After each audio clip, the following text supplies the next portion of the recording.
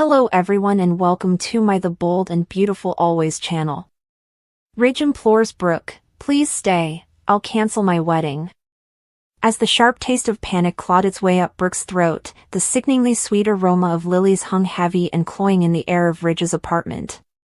With the sound of the slammed door still reverberating in her bones and the physical pain of Nick's broken stare, she remained motionless just inside the doorway. The shattered remains of his proposal, the brilliant ring left on his coffee table like a dashed hope, were behind her. Ridge Forrester was standing in front of the expansive LA cityscape, but he wasn't the victorious winner. His normally controlled features were wrecked by raw, desperate passion, making him a man on the brink of a chasm. Hope's first word was dada, not mama was one of the 7 words he had weaponized, and it still exploded inside her like shrapnel of reborn memories, destroying the tenuous calm she had established with Nick. In that sunny nursery, she heard Ridge's triumphant laugh, felt the gentle weight of Hope's baby body, and saw her gummy smile, memories that could not be separated from him, from the love that had once been her entire world. It was a fierce recovery of her soul, not merely a remembrance. Ridge said, "Brooke," his voice a jagged splinter against the quiet. He moved closer, one tentative step at a time, reducing the gap she so desperately wished to keep. Bloodshot and swimming, his eyes lacked the calculating charm he frequently displayed and the possessive rage from Italy. She was totally disarmed by them because they just contained unfathomable fear and a desperate weakness. "You came. You actually came." Brooke blurted out, "I shouldn't have," and backed away till her spine against the cool door steel. It felt like a scorching brand, the engagement ring Nick had put on her finger just hours before, a sign of safety and a future she had chosen. She said in a broken voice, "I don't know why I'm here, Ridge. What you did, at Nick's. You destroyed everything. Everything." "I destroyed nothing," was his frenzied and unfiltered denial. His fingers was shaking as he combed through his already unkempt hair. He made wild gestures towards the door and the city where Nick's broken flat was located. "I gave you back everything. Yourself. Your past. Your truth. That life with Nick," he said. He took another stride, his presence overbearing, his grief filling the opulent space. "It was built on sand, Brooke. On absence. On a lie you didn't even know you were living. How could you marry him when you didn't even know who you were?" he said. "Do you remember us? Do you remember Catalina? The way the ocean looked at dawn? Do you remember Paris, getting lost in the rain and finding that tiny bistro? Do you remember the fire?" His tone became a raspy whisper. "Do you remember how it felt when I touched you? When you touched me? The way your breath hitched, the way mine stopped." Every memory he evoked was a new explosion. Ridge's arms around Catalina's waist, the turquoise water. They were soaked by the warm Parisian rain while they laughed madly. The intense, engulfing heat of their physical bond, a language more profound than words. Squeezing her eyes shut, Brooke attempted in vain to block the sensory assault. The recollections were more than simply pictures, they were visceral, filling her with heat, need, and the horrifying depth of a relationship that had been built over decades of passion and suffering. "Stop it, Ridge," she screamed, clutching her temples. "You can't just unlock this and expect me to know what to do." Closing the last gap, he pleaded, "I don't expect you to know." His proximity to her was a physical force, even if he didn't touch her. He fixed his desperate, inquisitive eyes on hers and said, "I just need you to feel. Feel what's real. Feel what's always been there, buried but never gone. Look at me, Brooke. Look at me and tell me you feel nothing now that you remember." She met his stormy depths as she opened her eyes. And there would be no lying. She experienced everything. Hope's fierce protectiveness, the heartbreaking sorrow of their betrayals, the remembered love, and the dreadful pull of a history that will not die. The maelstrom threatened to drown the woman who had found peaceful comfort with Nick. Her face was streaming with hot, unrestrained tears. Whispering, "I feel lost," she said. Utterly lost. Rage could see the weakness beneath the uncertainty and rage, the breach in her armor. He made no hesitation. In the middle of the wedding lily fragrance, on the gleaming marble floor of his entryway, he fell on his knees in front of her. She had never seen the arrogant Ridge Forrester make such a show of complete submission and humility. His hands reached up, trembling and hovering close to her hips rather than gripping. He pleaded, "Then let me help you find your way," his voice now as tearful as hers. He swallowed hard, his body trembling visibly. "Please, Brooke. Please. Don't go back to him. Don't choose the safe harbor when you belong in the storm, with me." He gazed up at her, his eyes burning with a sincerity that burned away years of arrogance. "I know what I did. I know the pain I caused. The betrayals. The stupid, selfish choices. I know I broke you, over and over. But seeing you with him, seeing you look at him like he was your forever, it made me realize I was fighting the wrong war. The war wasn't against my father, or Forrester Creations, or even my own damn ego. The war was against losing you. Truly, finally losing you." His fingers touched the back of her hand that was still pressed against the door as he extended his hand. She felt an electric shock from the encounter. He said, "I'm engaged to Taylor," but his words sounded empty and pointless given how desperate he was. "The wedding, it's planned. The dress, the flowers, the guests," he said, flicking the offending lilies with a dismissive palm. "None of it matters. None of it." His hand gripped her hand a little tighter, anchoring rather than restraining. His voice was raw with passion as he said, "If you tell me to stay, if you tell me there's even a chance for us, I'll call it off. Tonight. Right now. Please stay. I'll cancel my wedding." Seismic and unchangeable, the words lingered in the scented air. "Please stay.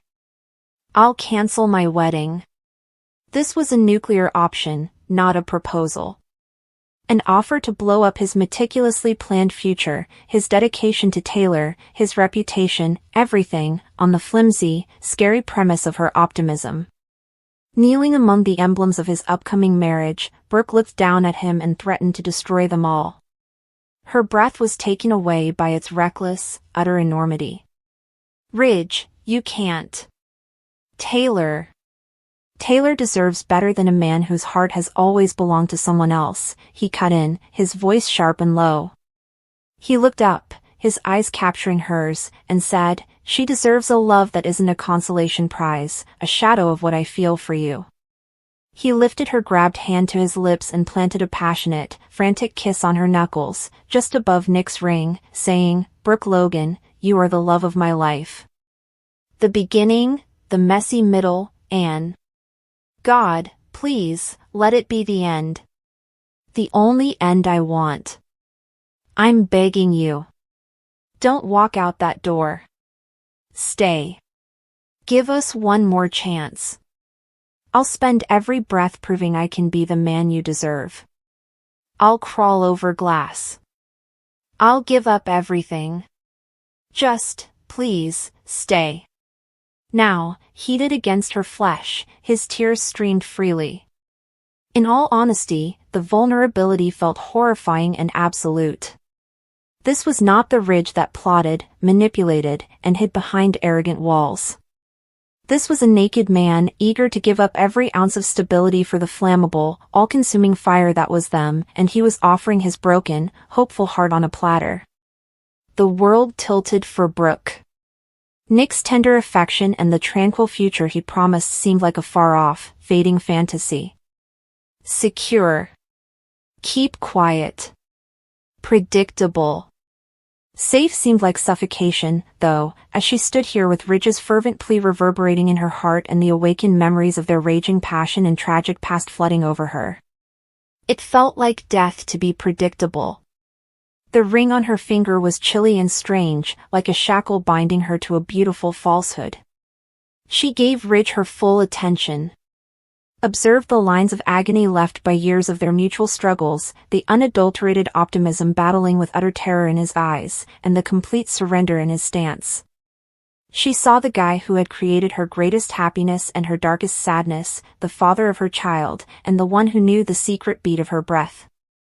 The storm she had always been drawn to, even when it destroyed her, was there to her, frightening and thrilling. His hand shook wildly in hers. Gently, she withdrew it. A quiet cry of desperation formed on Ridge's lips as his face crumbled. However, she wasn't moving in the direction of the door. Her hand was raised, her fingers lingering close to his tear-streaked cheek. The engagement ring, a last, sharp reminder of Nick's dashed hopes, glinted in the sunlight. With his whole being dangling on the edge of her touch, Ridge held his breath. Brooke traced the trail of a tear with his fingertips as they touched his cheekbone. It was an electric contact, a current re-establishing a connection broken by pain, time, or amnesia. It wasn't pardon. It was not a commitment. It was a recognition. An acceptance of the horrifying, indisputable reality that his 7 words had unleashed and his fervent appeal had solidified. No, she said. She made no mention of staying. He was not instructed to call off the wedding by her. She only caressed his face, her own tears now streaming down her cheeks and blending with his on her fingertips. Ridge saw the glimmer of the only answer that mattered in that touch, in the silent communion of their shared anguish and renewed longing. She wasn't leaving. Not quite yet. Ridge Forrester, kneeling among the lilies intended for another bride, had just thrown his entire future onto the pyre for one final, desperate, all-or-nothing chance to reclaim it. The battle for Brooke Logan's heart, which Nick was believed to have won decisively in a world without Ridge's memory, was now a chaotic, open battlefield once again. The entreaty lingered between them like a tearful vow, "Please remain. I'm calling off my wedding." Furthermore, Brooke was no longer running as she stood on the rubble of a single love, her fingers following the face of the guy who had destroyed it and offered his own world in return. For the first time since the accident in Italy, the thrilling, scary pull of Ridge Forrester felt like the only real north she could discover as she shivered on the brink of the abyss and stared into the storm. Taylor's romantic life has completely circled back. After years of heartbreak, reinvention, and painful clarity, it appears that Dr. Taylor Hayes's journey has come full circle in the most unexpected, poetic, and emotionally raw way. Her love life has been nothing short of a roller coaster since she first entered the opulent world of Los Angeles and the swirling chaos of Forrester Creations. It has been elevated by deep devotion, scarred by betrayal, revived through forgiveness, and ultimately shaped by a recurrent truth. Her heart has always yearned for something more than stability, more than surface-level peace, something real, something unshakable. Ridge Forrester, the brooding, artistic heir to a fashion empire whose charisma was equaled only by the shadows he carried, is the man she fell deeply and irrevocably in love with when she was young, wide-eyed, and accomplished. Together, they built a life on moments of breathtaking passion and devastating missteps, enduring everything from plane crashes and amnesia to interloping exes and unresolved entanglements with Brooke Logan, the constant third point in their tumultuous triangle. Through their marriages, their kids, and their innumerable reunions, Taylor held on to the belief that fate held them together and that no matter how far they wandered, they would always find their way back. However, this belief cost her countless years of heartache, as she was constantly compared to Brooke and asked to be understanding, patient, and forgiving, until the day she realized she was no longer a woman in love, but rather a woman stuck in an antiquated fairy tale. Instead of a dramatic betrayal, the break occurred with a quiet reckoning. Ridge picked Brooke once more, and this time, Taylor let go without pleading or fighting. She also rediscovered herself by letting go. She became the steady, grounded mother her kids needed by going back to work, giving her all to serve others, and spending time fostering her ties with Steffi and Thomas. However, love, which has always been a recurring theme in her tale, suddenly reappeared, not in the guise of a romantic cliché, but rather as Dr. James Warwick, a person she had long since buried in her past. A meeting at a psychiatric conference that resulted in supper, laughs, and lengthy discussions into the night marked the beginning of their subtle, almost clinical, reunion. Before everything got so complicated, Taylor had loved James in a previous life. Now, decades later, there was a calm between them, a maturity that comes from understanding rather than desire. As they spent more time together, Taylor discovered that she was drawn to James not because of the ideal he embodied but rather because of the stability, intelligence, and wit he instilled in her. James, too, had experienced loss and mistakes. The question of whether she could love someone without comparing them to Ridge yet arose as their bond grew. Would she be able to welcome a new chapter without bringing the incomplete pages of her past life with her? The real test was when Ridge, bewildered, conflicted, and alone, returned from Europe and started reaching out once more. He showed up without warning, made small gestures of affection, and tugged at old strings with sentimental looks and well-known phrases like "we always find our way back," document. This time, however, Taylor didn't melt. She didn't wait for him to make up her mind. Instead, she remained steadfast and told Ridge, "I don't need to be chosen anymore," with a quiet certainty that left him speechless. "I chose myself." That was the moment when Taylor's heart truly went full circle, from a woman on the sidelines to a woman in charge of her own happiness. However, fate had not yet completed her journey. Here comes Nick Marone, the tough ex-sailor who is now a billionaire whose relationship with Bridget and Brooke once rocked the Forrester household. There had been a brief, intense, and tragic marriage between him and Taylor, which ended tragically when their kid was stillborn. Once, the love had been radiant, but it ended in ashes. However, time has a way of mending even the most severe wounds, and when Taylor and Nick reconnected at a charity gala, both of them older, wiser, and having witnessed the worst and best of themselves, there was something obvious about the way they looked at one another, a tenderness, an unasked question. Nick was a different person now, less impulsive, more thoughtful, and Taylor was once more captivated by his development rather than his attractiveness.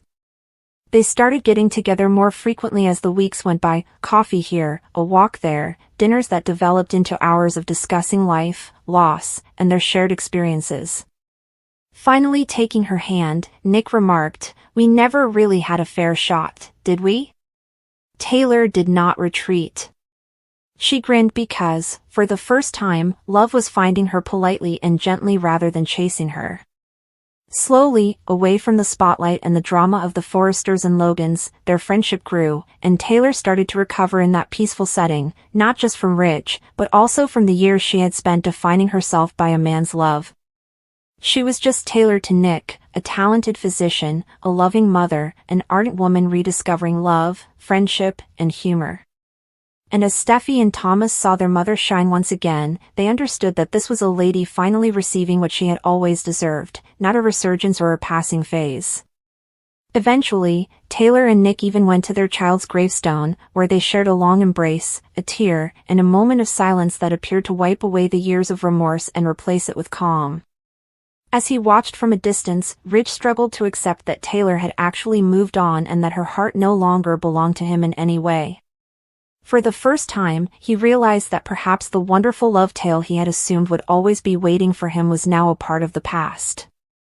Taylor's journey had come full circle, not because she had gone back to where she had begun, but because she had finally reconciled with all of the different versions of herself that she had gone through, the therapist who gave so much of herself to others, the broken wife who was left for Brooke, the grieving mother who was lost in pain, the hopeful young woman in love with Ridge, and now the radiant, fulfilled woman who at last chose love on her own terms.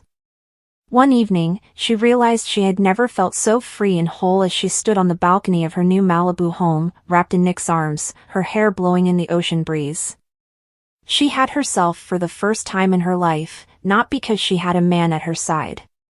More than anything, That was the beginning she had always earned and the finale she had never anticipated.